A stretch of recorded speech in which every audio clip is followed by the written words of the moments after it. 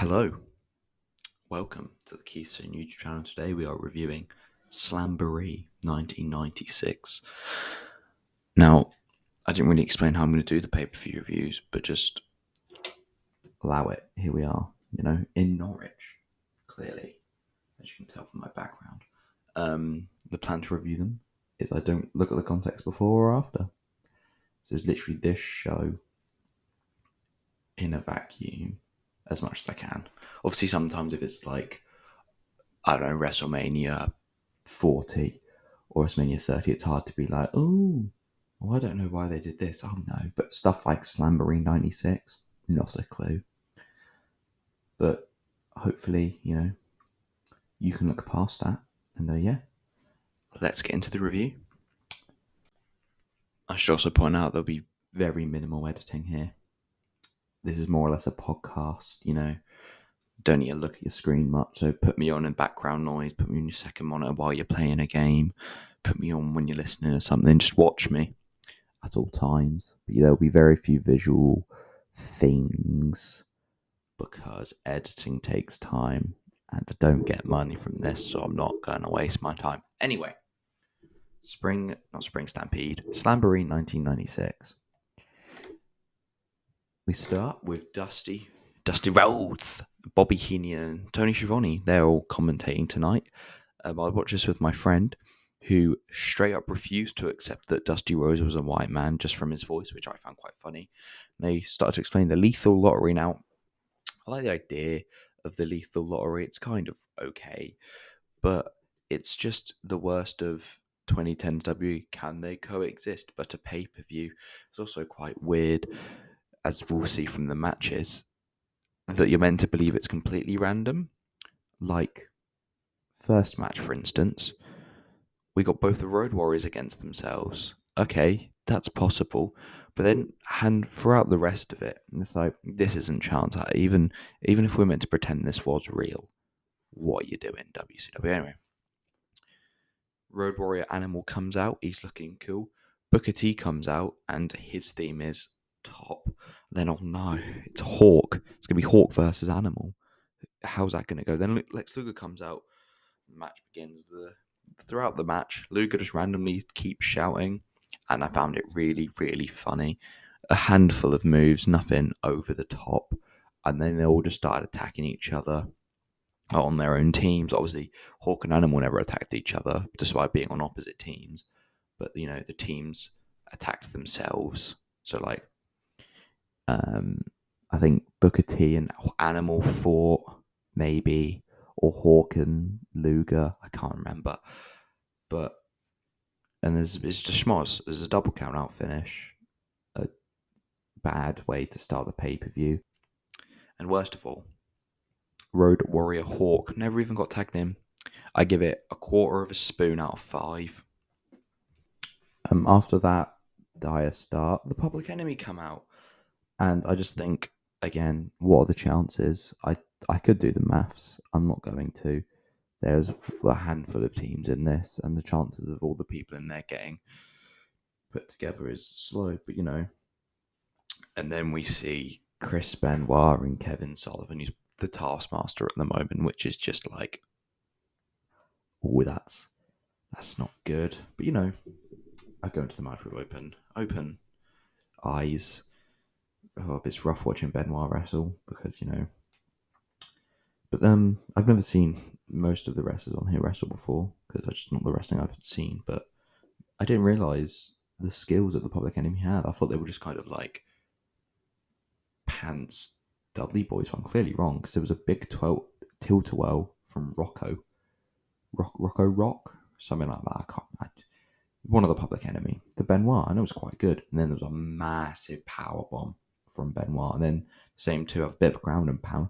Benoit just slaps the piss out of him, which is quite good.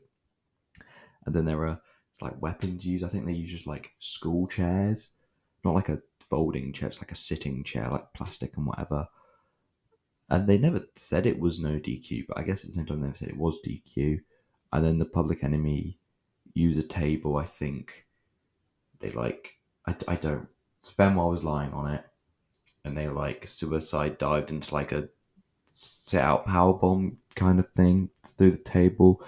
The Public Enemy won with the table, and then a dodgy pin where he kind of like held his foot under the rope, despite like that would end the match. 1 3/4 spoon out of 5. Next up, we see a man called Pittman, who I don't know who he is, but he's with Ted Long, who I do. And Scott's out. The Booty Man's here. The Booty Man. That's one I don't know from Brutus the Barber Beefcake's Bag of Tricks. But Scott and Rex Steiner here. What are the chances? To be fair, because we didn't see in the first one, I'm thinking we got to see the Steiners fight because they're both fairly good wrestlers. Throughout the match, Scott is just shouting like a loony, and it's excellent. And then Rick hits a massive clothesline, but we then see some Steiner on Steiner action. It's pretty good. It's very stiff, but it's good wrestling because they're both amateur. Pretty good moves and stuff. Steiner on Steiner highlight of the match, and I hate that the Booty Man exists, and that's his name. Hundreds of gimmicks, and the Booty Man. Anyway, German suplex finisher from I think Rick to Pittman, I think. But yeah, 2 3/4 spoons out of 5 simply because Steiner stuff was good. Next up, we have William Regal and his other British tag partner, and then Jim Duggan's out, and then there's VK Wall Street. I assume the VK is a Vincent Kennedy reference. I don't know if it is. It's not like the VKM from TNA, but it's IRS. Rotunda. And they're a USA chance because William Regal and his pal aren't from here. And then the first minute is just chance. Duggan then literally attacks everyone. Like he attacks VK Wall Street, Regal and his British blue blood. I think his name's like Earl something. And then Duggan does a big punch, and that's the finish. Great. They've got through to the next round of the tournament. Great. 1.5 spoons out of 5. Dick Slater's out. That's a funny name. And Disco Inferno. Disco Inferno's out now. He's dressed like John Travolta from Saturday Night Fever. That film came out in 1977. This was 19 years later. That's like if it's insanity. But it was a broadly fine match, except for the finish, where Dick Slater took his boot off and hit someone with it. Despite, I think it's pretty clear that DQ doesn't matter because the Public Enemy used the table fine, and that was the finish. It was a bit naff. Half a spoon out of 5. Next up, we see DDP, a wrestler I've heard of and know can wrestle and can go, and he's with the Barbarian. Then we've got Meng and Hugh Morris. Meng is chopping motherfuckers in this match, but not a lot happened. It's a mid pay-per-view from '96 with fine wrestlers. This isn't, you're not getting your 5-star classics where I'm going move by move. Here is what Ospreay's doing. Here's what Michaels is doing. No, you get in some big fucking chops from Meng, and then there's some double pin bollocks, but DDP's team win, so they're through to the next round. 2 spoons out of 5. We now see Stevie Ray, the other half of Harlem Heat, because we saw Booker earlier, and he's with the man, Big Boss Man. I think he's called like Big Bubba Ray. Not Big Bubba Ray. What's he called at the moment? Let's check on Wikipedia. He's called Big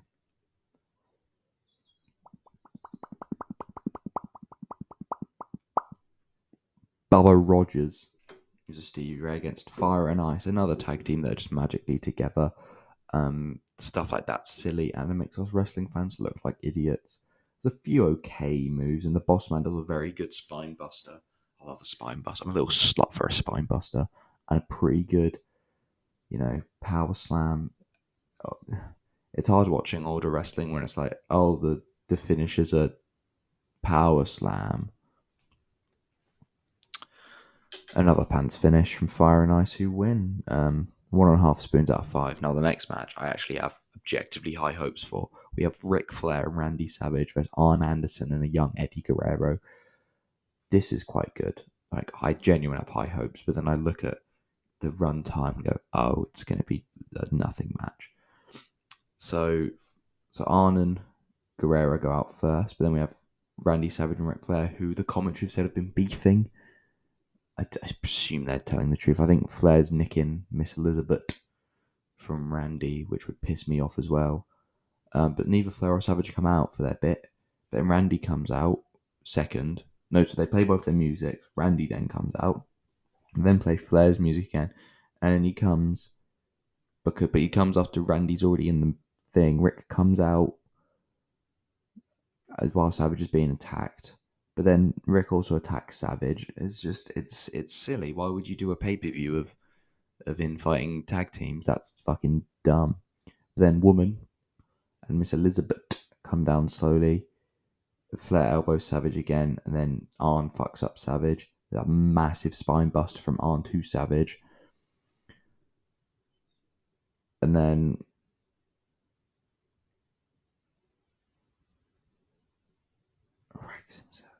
Flair then tags himself in, chops the piss out of Savage as he's like getting into the ring, and then Guerrero chops Flair. A very chop heavy pay-per-view.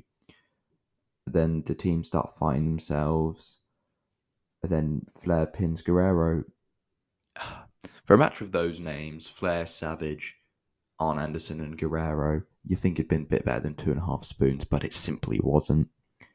Then in the post, there's a bit of a post beatdown. They're going after Savage, and Elizabeth slaps Savage, and then there's just a big beatdown on Savage afterwards. Flair then, I think, gets some flowers from the crowd and gives them to Woman. So weird that she's just called Woman, but the 90s. And then we go to the commentators who just bitch at each other. Like, oh yeah. Dusty goes, basically goes, I'm the face. Mean Gene. The Weasel then just goes, oh yes, I'm the heel. And then Tony Schiavone's like, oh, you two scamps. And then we see an advert for the Grey American Bash, which was mental to watch. Mean Gene, we then cut back to Mean Gene. He's talking to girls from Hooters. For some reason, they picked the next round, but for some reason, they didn't just work out an even amount of teams or even amount of anything. So one team gets a skip through, and it's Fire and Ice. They're straight into the Super Super Bowl, Brawl Bowl, some stupid fucking name. And then they shuffle, get the next rounds. I assume this was all worked. It'd be so funny if it wasn't. Like it must have been. Right?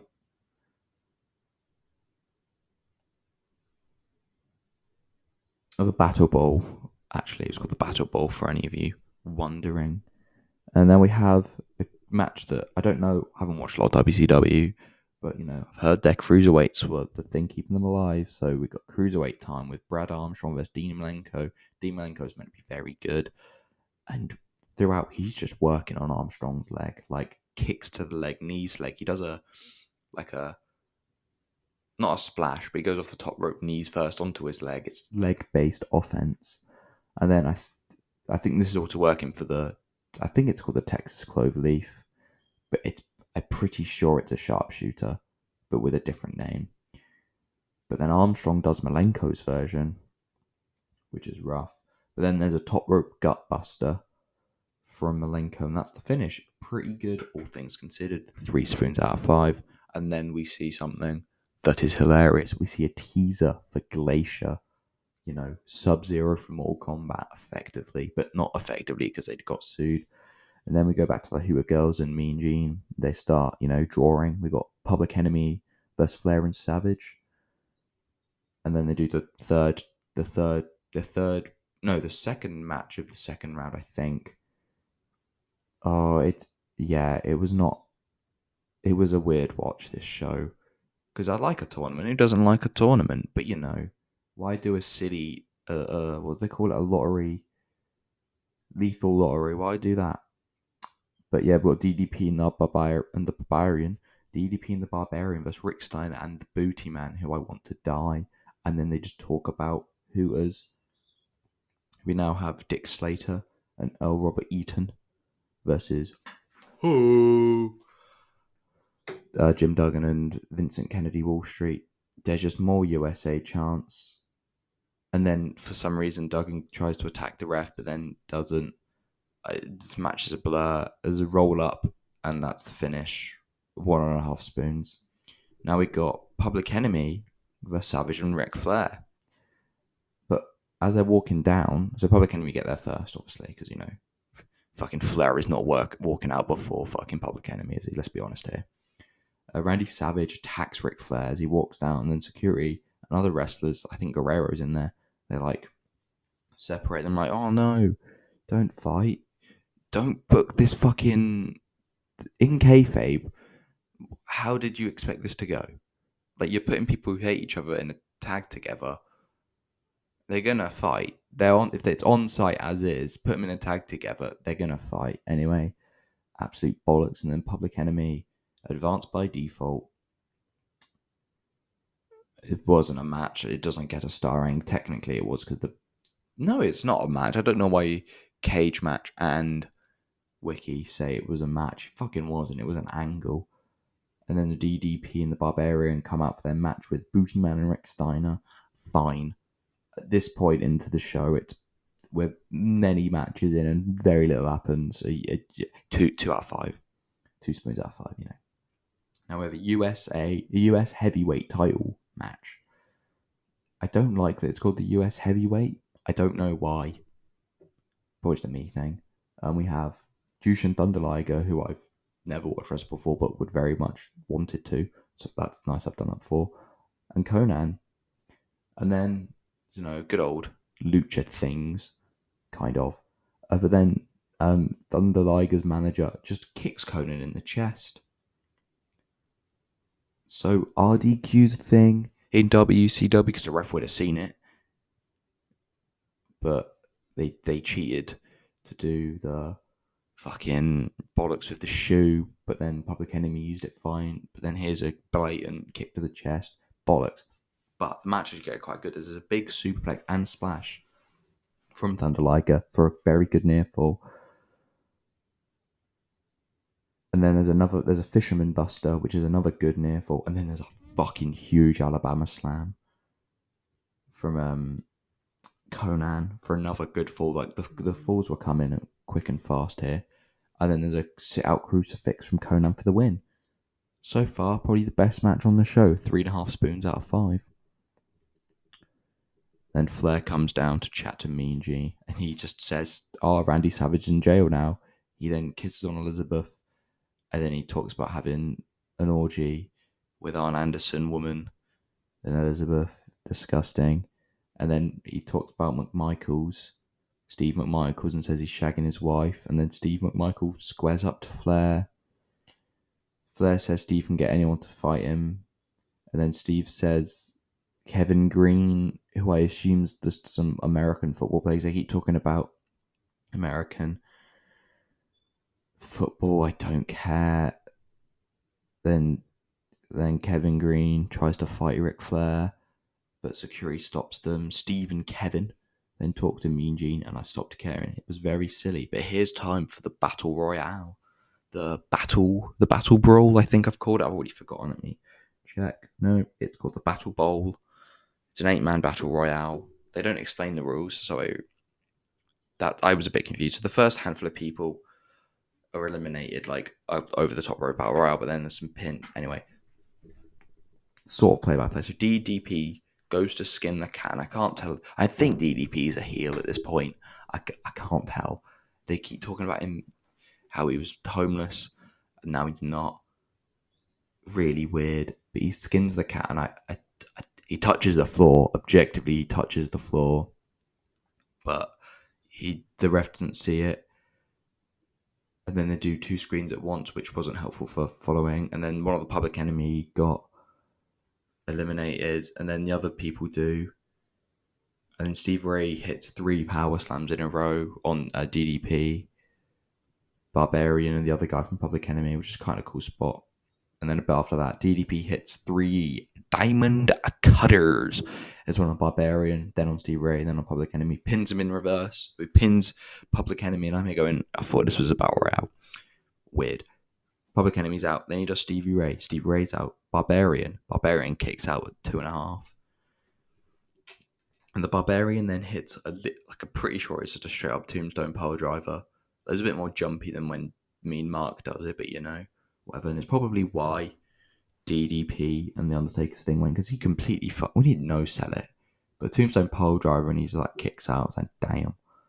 And then they'd like grappling a bit late, and DDP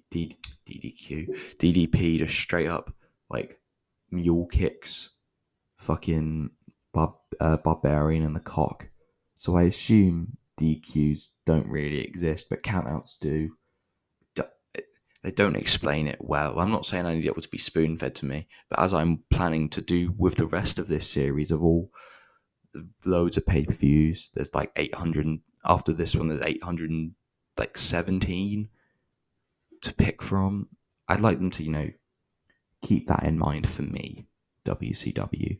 Because like with Royal Rumble, I know it's annoying, but if you're a brand new viewer, this is the first time you ever watched it, you go, okay, 30 people, I get it, over the top rope, 2 feet touch the floor, 1 win, I get that.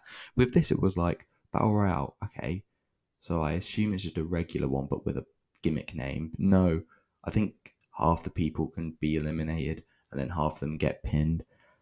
Anyway, Barbarian does a flying headbutt, DDP just rolls out the way. DDP then hits the diamond car, and he's the new Lord of the Ring. He's fucking Legolas. 2.5 out of 5. It was fine. Can't complain. I can complain, I just did. It would have been nice if I knew what the fuck was going on, but whatever. Then in the post-match, they continuously talk about how he was homeless and broke a couple weeks ago, but now he's on top of the world. But he's a heel. He acted like a heel. And then they show the footage of both of his feet 100% touching the floor. And then we go over to the promo zone with Mean Gene and the Giant. Now, I'm obviously, as you can tell, young. I only know Paul White as the Big Show. So I know him as tall and big. He's here. He's tall and he's cut. It was insane to see. He also had hair, which was weird. And Giant says some bollocks. Just, oh, we're going to win. And then Jimmy Hart, they elaborate, make sure we all know Jimmy Hart's going to be handcuffed to Lex Luger, because I think of the attack the Big Show did previously to Lex Luger.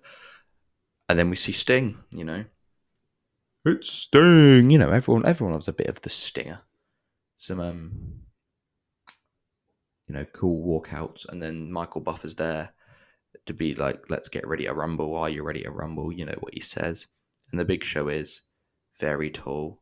Match starts, general wrestling. And then he just the Big Show headbutts Sting directly in the penis. Then they go have a bit of a brawl out round. So maybe countouts don't matter, but they did in the other match. I don't know, but if they're following Lex Luger and Jimmy Hart, who are handcuffed, and then they put Jimmy Hart. No, they put I think they put Lex Luger. No, what would that mean? I don't know. I'm pretty sure Jimmy Hart was on the table, and they were gonna choke slam Sting through it, Hart and the table, which is weird because Hart's with the Big Show, the Giant, stupid fucking name. And then they go back into the ring after not doing that, which was a weird spot. Then why give us the tease of a table spot, but not give us a table spot? Couple ref bumps, and then Sting tries and attacks Jimmy Hart, and Sting has had a couple of visual pins by the finish. And then Sting puts the Giant in the Scorpion Deathlock, and I'm thinking he's going to tap. But Luger and Hart hit Sting off something. He's the thing where they lie across the corner of the ring. He's lying there, and then the Luger, they kind of hit Sting, off when the ref still bumped for some reason, dead. And then Giant hits a big fucking choke slam to win. He retains the WCW World Heavyweight Championship, one of the best looking belts in wrestling. 3.5 spoons out of 5. Overall, it was a decent show. Like, the matches weren't great, but the whole tournament aspect was fun. I mean, they didn't really explain the Battle Bowl. Like, they explained the Lethal Lottery thing. That made sense. I understood what was going on there, but like the Battle Bowl just kind of came and happened. The championship matches were probably the highlights, to be fair. The United States Heavyweight Championship, the Cruiserweight one, and obviously the main event. The best match was probably Conan versus Jushin Thunder Liger, and obviously the main event. But the best bit was probably the Steiner on Steiner. I like the Steiner on Steiner. But anyway, that was been Slamboree 1996. Now, overall, my rating of the show based on the averages of the matches was, drum roll please,